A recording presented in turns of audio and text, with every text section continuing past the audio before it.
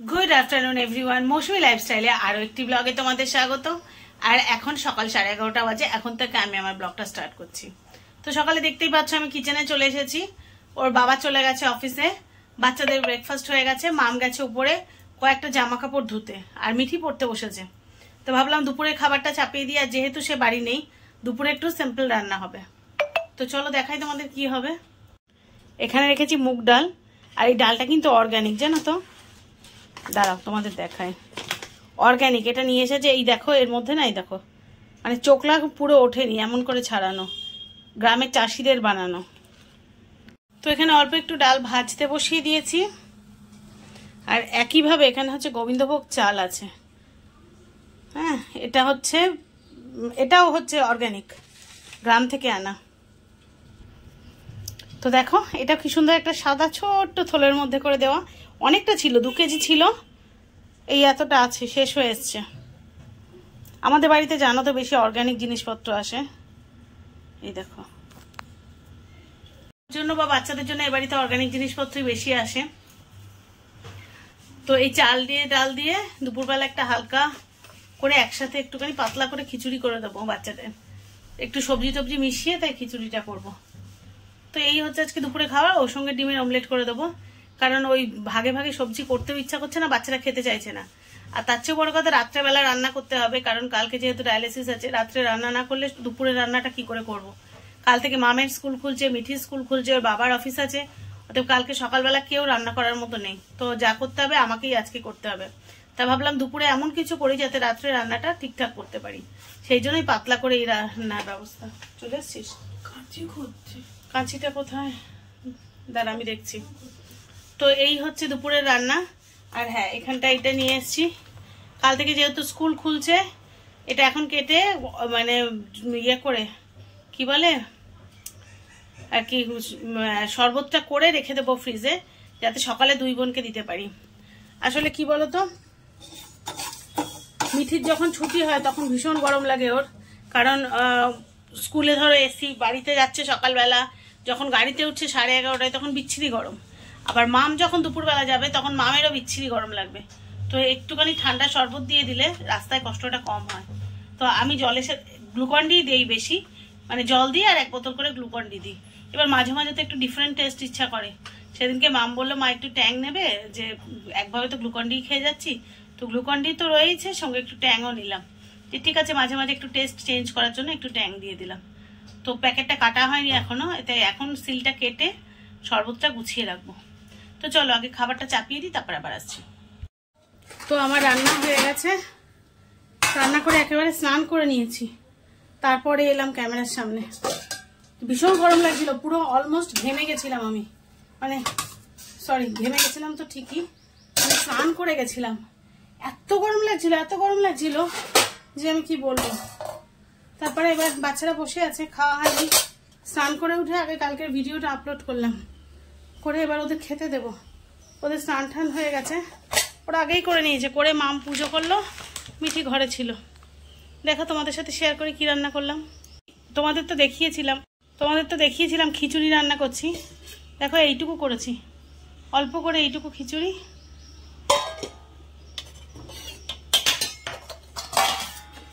আর ডিমের অমলেট। দুটো ডিম একসাথে অমলেট করে রেখেছি, আমার জন্য একটা সেদ্ধ করেছি। আর এদিকে দেখো ব্লিঙ্কিট থেকে ডেলিভারি এসছে, বের করার সময় পাইনি, রান্না করছিলাম। তারপরে এত গরম লাগছে না, আগে স্নানটা করি তারা পড়ে না যায়। যে একটা তোফু নিয়েছি, রাত্রে রান্না করব।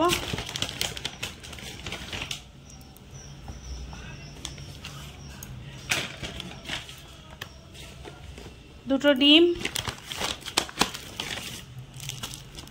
ছাতু 2 প্যাকেট, আমাদের ছাতুটা লাগে বেশি, আর পেস্ট শেষ হয়ে গেছিল।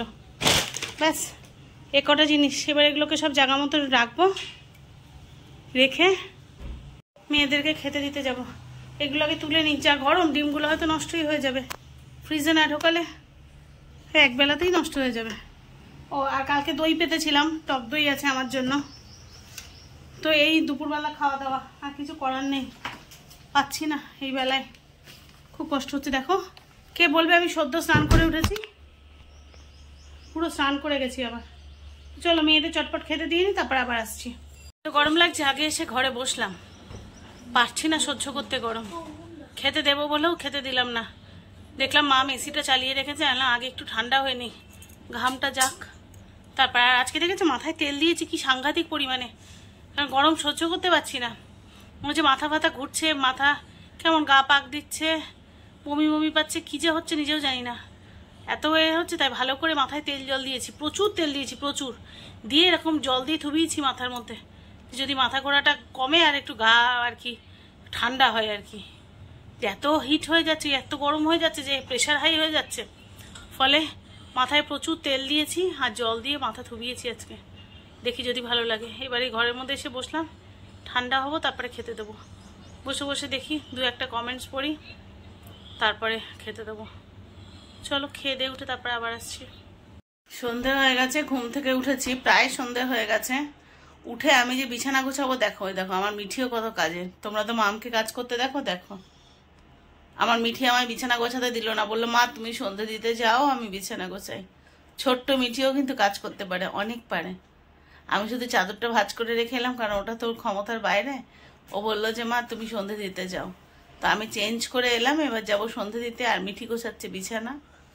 তো চলো সন্ধেটা দিয়ে আসি, কারণ অন্যদিন মাম বাড়ি থাকলে বা ওর বাবা বাড়ি থাকলে তো ওরাই সন্ধেটা দেয়। এবার আজকে তো ওরা কেউ বাড়ি নেই, মাম গেছে টিউশনে আর ওর বাবা এখনো ফেরেনি। আসছে যদিও, সে ফোন করলো, তোর বাবা এখনো ফেরেনি। তা ভাবলাম সন্ধেটা আমি দিয়ে আসি।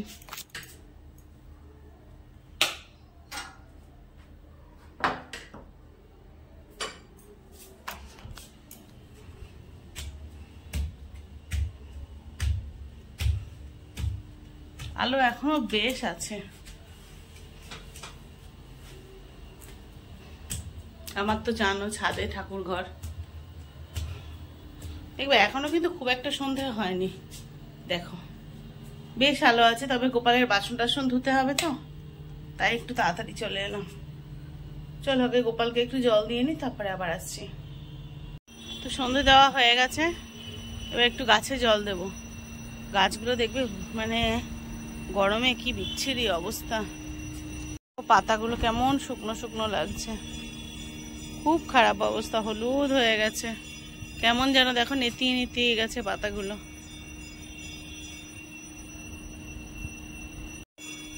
সকালে জল দিয়েছি, কাল রাত্রে জল দিয়েছি, তারপরে যদি এরকম করে গাছের পাতা নেতিয়ে নেতিয়ে যায় তখন কেমন লাগে বলো। গাছগুলোকে কোনো মতেই বাঁচাতে পারছি না। একটু বর্ষা এলো, সুন্দর হলো গাছগুলো, আবার জেকে সেই এই গরমে। চলো ঝটপটাকে গাছে জল দিয়ে নি।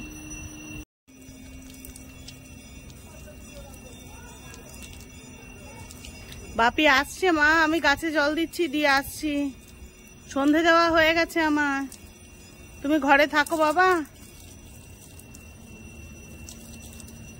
সব কটা গাছ শুকিয়ে শুকিয়ে গেছে।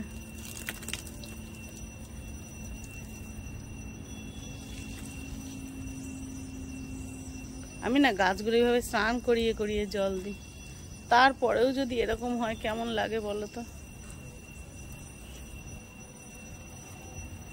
ওরাও যেন এই জলটা পেয়ে মনে হয় আনন্দে হাসছে।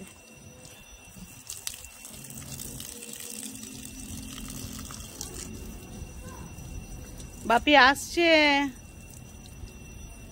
সন্ধে দিয়ে নিচে নামলাম, নেবে ওর বাবা বাড়ি এলো, চাটা করলাম, সবাই চা খেলাম। বাচ্চাদের জন্য মোমো এনেছিল, ওরা মোমো খেলো। মাম টিউশন থেকে ফিরে এসেছে, এবার রান্না চাপিয়েছি। প্রচুর রান্না করতে হবে, প্রচুর। ব্যাপারটা হলো কালকে দুপুর পর্যন্ত যদি দুপুর নয় রাত্রে পর্যন্ত যদি রান্না করে না রাখি, মামের স্কুল, মিঠির স্কুল, ওর বাবার অফিস, আমার ডায়ালিসিস করে এসে ভাতটুকু করার ক্ষমতাও আমার থাকে না। তো সকালে ওর বাবা ভাতটা করে নেবে আর আমি রান্নাটা রাত পর্যন্ত করব। এখানে দুপুরের জন্য মাছের ঝোল চাপিয়েছি। দেখো ওর বাবা রান্নার সব মশলা আগের থেকে বেটে ফ্রিজে রেখে দেয় আজকাল গুছিয়ে, তো এই গোছানো আছে। আর দেখায় কচুর শাক সেদ্ধ করে রাখা আছে, এটা করব। এই চিংড়ি মাছটুকু বের করেছি, কচুর শাক দিয়ে করব। এই যে তোফু নিয়েছিলাম সকালবেলা, সেটা রান্না করব। আর কি করা যায় দেখি, আপাতত এইটুকু গুছিয়ে নিয়েছি, তারপরে দেখি আর কি করা যায়। কিছু তো করতেই হবে, কারণ রাত পর্যন্ত মানে 3 বেলার খাবার 4টে মানুষের। তো দেখি আরও কিছু করতে হবে। আপাতত এইটুকু গুছিয়েছি, এইটুকু আগে করে নিই। তাহলে কি হবে, ডায়ালিসিস নিয়ে এসে আমার নিয়ে ফিরে আসতে আসতে মিঠি স্কুল থেকে আসার সময় হয়ে যাবে। ফিরে এসে আমার মিঠি স্নান পুজো সব কিছু করে ঠরে আমার আর ক্ষমতা থাকবে না কিছু করার। তো সেই জন্য সব করে রাখছি। তো চলো দেখি আর একটু গুছিয়ে নিই, তারপর আবার আসছি। তো এবারে একটুখানি চিংড়ি মাছ ভাপা বসিয়েছি, খুবই সামান্য। প্রথমে অল্প একটু বের করেছিলাম ওই কি বলে কচু শাকে দেবো বলে, পরে মনে হলো চলো একটু ভাপাও করে রাখি। আরও কটা চিংড়ি মাছ বের করে নিলাম যে একটু ভাপাও করে রাখি, ওটা আবার একবেলা হয়ে যাবে। অল্প অল্প করে একটু পোস্ত দিয়ে যদি ভাপা করে রাখি, আমাদের বাড়ি সর্ষেটা খুব একটা খাওয়া হয় না, তো পোস্ত দিয়ে যদি একটু ভাপা করে রাখি তাহলে আবার ওটা অল্প অল্প করে হলেও একবেলা একটুখানি মানে একটা পদ বাড়বে আর কি। তো চলো ভাপাটা আমি ঢেকে দিয়েছি। এবার আমি একটা প্রশ্ন বারবার ঘুরে ফিরে আসছে, আমি সেটার একটু কথা বলি। তো যেহেতু রান্না করছি আর সেই প্রশ্নটাও রান্নার রিলেটেড, প্রায় প্রতিদিনই সব বন্ধুরাই ঘুরিয়ে ফিরিয়ে জিজ্ঞাসা করছো, তো ভাবলাম চলো আজকে তার উত্তরটা দিয়েই দিই। কারণ প্রায় প্রতিদিনই কিন্তু একটা কমেন্টস আমার আসছে, একটু বসে নি, প্রতিদিনই একটা কমেন্টস আসছে, সেটা হলো আমি রান্নার লোক কেন রাখছি না। তো এটা বলতে গেলে না এটা অনেকটা বড়। এক তো ফিনান্সিয়াল কন্ডিশন তো অবশ্যই আছে। আমার মনে হয় সবাই বুঝতে পারবেন না একটা সিকেডি পেশেন্টের খরচ কতটা, প্রতি মাসে তার বেঁচে থাকার খরচ কতটা। আমি যদি খুব সহজ করেও বলি, আমার পার ডায়ালিসিস 2000 টাকা। আমার মাসে 8টা ডায়ালিসিস হয়, 8টা নয় মানে সপ্তাহে 2টো করে হলে 4টে হয়, কিন্তু সেটা তো 28 দিন, গড় 9টা ধরে রাখতে হয়। এবার একটু হিসাব করে নিন। এরপরে আমার উইকলি একটা ইঞ্জেকশন চলে, যেটা প্রচণ্ড কস্টলি। 15 দিনে একটা ইঞ্জেকশন চলে, ওটা অবশ্য দামটা কম। সারা মাস মেডিসিন আছে, ডাক্তারের চেক আপ আছে, প্রতি মাসে ব্লাড টেস্ট আছে। একটা রাউন্ড ফিগারেও যদি আনি, মাসে মিনিমাম 35,000 টাকা আমার পেছনে খরচ আছে, আমার বেঁচে থাকার খরচ আছে, শুধুমাত্র আমার চিকিৎসার খরচ। এইবার আপনারা বলুন, একটা সাধারণ, আমরা খুব মধ্যবিত্ত একটা পরিবার, আজকে 5.5 বছর চিকিৎসা করতে গিয়ে আমার পরিবার নিঃস্ব। একটা আমাদের মতো খুব সাধারণ সোশ্যাল ওয়ার্কারের পরিবার, এত টাকা তাদের মাসের ইনকামই নেই। আমরা কষ্ট করে সারাটা জীবন যেটুকু আর্ন করেছিলাম, যেটুকু জমিয়েছিলাম, সেটা তো নিঃস্ব। আমাদের যেটুকু সম্পত্তি চারিদিকে ছিল সেগুলো বিক্রি করে নিঃস্ব। এরপরে কোথা থেকে আমরা একটা রান্নার লোক রাখবো? এটা হচ্ছে একদম সর্বপ্রথম কারণ। এবার দ্বিতীয় কারণ যদি বলি যে সেটা হলো আমার খাওয়ার একটা প্রচণ্ড রেস্ট্রিকশন আছে। আমি সবসময় বলি আপনারা যেগুলো রান্না দেখতে পান আমি কিন্তু সেগুলো খাই না, কারণ আমার পরিবারে আরও 2-3 জন আছে। আমার যে রান্নাটা সেটা আমি হয়তো মাঝে মাঝে দেখাই, যেমন সবজি ভিজিয়ে রাখি, সেদ্ধ করা খাই, সেগুলো হয়তো আপনারা দেখতেই পান না। তো আমার জন্য এত হিসাব করে কে রান্না করে দেবে? আর যদিও বা সেরকম লোক পাওয়া যায়, সে বাড়ির লোকের একরকম রান্না হবে, আমার জন্য একরকম, তার মাসের মানে মাইনেটা কত হবে বুঝতে পারছেন? যেটা এফোর্ড করা আমার পরিবারের পক্ষে সম্ভব নয়, কখনোই সম্ভব নয়। তাতে আমার মেয়েকে, ওর বাবাকে, আমাকে মিলিয়ে মিশিয়ে যার যখন সুবিধা সেভাবে যদি করতে হয়, আমরা সেটাই করছি। সবাই চায় আরামে থাকতে, সবাই চায় কষ্ট না করে, এই শরীর নিয়েও এত কষ্ট না করতে, কিন্তু উপায় থাকে না দিদি, সব সময় সত্যিই থাকে না। বলাটা যতটা সহজ, এই জায়গাটায় দাঁড়িয়ে সেটাকে ফেস করে হাসি মুখে এগিয়ে চলাটা ঠিক ততটাই কঠিন। আপনারা আমার ব্লগ, আমি লাস্ট 2 মাস কিন্তু ব্লগ কন্টিনিউ করছি, এবং বেশিরভাগ বন্ধুরা কিন্তু আমার মানে এই 2 মাস ধরেই আমার সাথে আছেন, আমার পাশে আছেন। তারা খুব ভালো করে জেনে গেছেন যে আমি যতই কষ্ট হোক কতটা হাসি মুখে থাকার চেষ্টা করি, কারণ আমি প্রতিটা মুহূর্তে জানি এই মুহূর্তটা আমার কাছে আছে, এই মুহূর্তটাকে আমি নষ্ট করব না। আর যতক্ষণ সোজা হয়ে দাঁড়াতে পারি, মা তো, তাই সন্তানদের জন্য ততক্ষণ করার চেষ্টা করি। কারণ একটা টাইম আসবে, আমি জানি ওদেরকে নিজে খুঁটে খেতে হবে। আর তাই জন্য অনেকে এটাও প্রশ্ন করেছেন ছোট ছোট বাচ্চাগুলোকে দিয়ে কেন করাই। আপনারা খেয়াল করে দেখবেন, আমি ছোট্ট মিঠিটাকে দিয়েও তার বই গোছানো করাই, ওর জামা কাপড়গুলো গোছানো করাই, ছোট ছোট টুকটাক আজকেও আমি শেয়ার করেছি ও বিছানা গোছাচ্ছে। আমার কষ্ট হয় না ওই 8 বছরের মিঠিটা, ছোট্ট ওইটুকু বাচ্চাটা কাজ করছে। আমার কষ্ট হয় না ওই ছোট্ট মামটা হাত পুড়িয়ে রান্না করছে। তবুও করি, কেন জানেন? যাতে ওরা পরবর্তীকালে দিশাহারা হয়ে না যায়, হঠাৎ করে ওরা যেন অথই জলে না পড়ে। ওরা কষ্ট পাবে, কিন্তু তাহলে ওরা যেন দিশাহারা হয়ে না যায়। ওরা যেন ওদের লাইফটাকে ঠিকঠাক চালিয়ে নিয়ে যেতে পারে, কষ্ট পেলেও ওরা আবার নিজের লক্ষ্যে ঠিক উঠে দাঁড়াতে পারবে। আর সেই জন্যই ওই ছোট ছোট বাচ্চাগুলোকে দিয়ে আমি এত করাই। আমার কষ্ট হয় না আমি মা হয়ে ওই ছোট ছোট বাচ্চাগুলোকে দিয়ে এত কষ্ট করাচ্ছি? যারা ভিডিও দেখছেন তাদের পরিবারেও ছেলে মেয়ে আছেন, তারা বলতে পারেন যে ওই ছোট ছোট বাচ্চাকে দিয়ে আপনারা ঠিক কতটা কাজ করান না? তো আমিও করাতাম না, কিন্তু আমার পরিস্থিতি আজকে করাচ্ছে। তো তাই চাইলেও আমি রান্নার লোক রাখতে পারি না। হ্যাঁ, হয়তো এমন যদি কোনোদিন এরকম আছে যে আমি বিছানা থেকে উঠতে পারছি না, আমি একেবারে অথর্ব হয়ে গেছি, সেদিন কি হবে জানি না। সেদিন ওর বাবা বা বড় মেয়ে টানতে পারবে কিনা, সেদিন রান্নার লোক লাগবে কিনা আমি জানি না। তবে এই মুহূর্তে আমি যতক্ষণ শক্ত হয়ে দাঁড়িয়ে থাকতে পারবো, আমি ততক্ষণ চেষ্টা করব আমার পরিবারের পাশে থাকার। কারণ আমার এই ছোট্ট পরিবারের গণ্ডির বাইরে আমার কেউ নেই। অতএব ওদের যে কদিন আমি মানে অন্তত আনন্দ দিয়ে যেতে পারি, সেটাই আমার কাছে পরম পাওয়া। তো এটাই প্রায় প্রত্যেকেই জিজ্ঞাসা করছেন, তো আমি সেটারই উত্তর দিলাম। তো যাই, রান্নাটা একটু দেখে আসি, তারপর আবার আসছি। চলছে ঘরে পড়াশোনার পর্ব। এই যে মাম, ওর বাবা পড়াচ্ছে।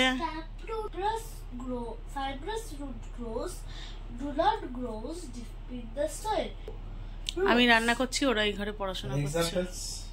কি মাঝে মাঝে আমার হচ্ছে, ওরা এই ঘরে সবাই যে যার মতো ব্যস্ত। রান্না সব হয়ে গেছে, আর আমি তো ঘেমে নিয়ে একসা হয়েছি। একটু করে রান্না করছি, আর ওভার এসি চলছে, ওখানে গিয়ে বসছি। যাই হোক, রান্না কমপ্লিট হয়ে গেছে। দেখাই তোমাদের কি রান্না করলাম। এই যে তোফুটা রান্না করেছি। তোফুটা কিন্তু পুরো পনিরের মতো, শুধু এটা সয়াবিন অয়েল থেকে না, সয়াবিন মিল্ক থেকে তৈরি হয়। একটু ডাল সেদ্ধ করেছি, সেদ্ধ ডাল এটা। আর এটা হচ্ছে ওই যে কচুর শাক চিংড়ি মাছ দিয়ে, চিংড়ি মাছ ভাপা পোস্ত দিয়ে,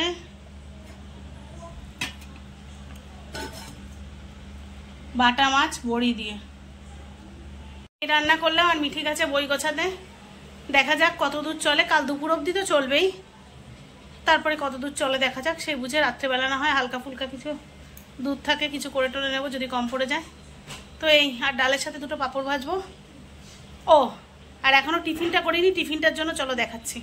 সবজি কেটে রেখে দিয়েছি, চাউমিন সেদ্ধ করে রেখেছি। স্কুলে টিফিনটাও গুছিয়ে রাখবো, সকালবেলায় উঠে যাতে কষ্ট করতে না হয়। মামের স্কুল আছে, মিঠির স্কুল আছে, ওর বাবা সকালে খেয়ে বেরোবে, একবারে গুছিয়ে রাখবো। শুধু সকালে একটু গরম করে দেবো, কারণ আমি যেহেতু 5:30টায় বেরোবো, তার আগে এতটা টিফিন করা সম্ভব নয়। কটায় উঠবো বলো? 4:45টায় উঠি, 4:30টায় উঠতে হবে, সম্ভব না, আমার শরীর দেবে না। তাই টিফিনটাও তৈরি করে রাখবো, শুধুমাত্র সকালে উঠে গরম করে দেবো। তো চলো টিফিনটা কমপ্লিট করে নিই, তারপর আবার আসছি। শেষ হয়ে গেছে রান্না করে, গা হাত পাঞ্চ করে নিলাম। ভেবেছিলাম গা ধোবো, কিন্তু গা ধুলে বেশি ঠান্ডা লেগে যাবে। ও, চাউমিন করে রেখেছি, ওদের দুই বোনের বাবার সকালবেলা হয়ে যাবে, হয়েও মনে হয় বেশি হয়ে যাবে, একটু বেশি হয়ে গেছে করা। তাহলে শুধু ভালো করে ভেজে দেবো, আর একবার একটু ভেজে দেবো, ব্যাস তৈরি হয়ে রয়েছে। একটু ভালো করে গরম করে দিলেই হয়ে যাবে। তো ব্যাস, আপাতত কাজ শেষ। এবার বাচ্চাদের খেতে দেবো, নিজেরা খাবো, তারপরে শুতে যাব। তো চলো বাচ্চাদের খেতে দিয়ে আসি। তো আমাদের খাওয়া দাওয়া সব শেষ, এবার ঘুমাতে হবে। কাল সকালে ডায়ালিসিস আছে, মিঠির স্কুল আছে, ভোরবেলা উঠতে হবে। 4:45টার মধ্যে না উঠলে সব কিছু ম্যানেজ করতে পারবো না। যতই গোছানো থাক তবুও তো সেগুলো আর একবার ঠিক করে নিতে হবে। তো আজকের ব্লগটা চলো এখানেই শেষ করি। সবাই যে যেখানে আছো ভালো থেকো, সুস্থ থেকো। আর যদি নতুন কোনো বন্ধু আমার চ্যানেল ভিজিট করে থাকো, প্লিজ আমার চ্যানেলটা সাবস্ক্রাইব করে আমার পাশে থেকো। আর যদি আমার ব্লগটা ভালো লেগে থাকে, লাইক কমেন্ট শেয়ার করে পাশে থেকো। দেখা হচ্ছে নতুন ব্লগে, ততক্ষণের জন্য সবাইকে শুভরাত্রি।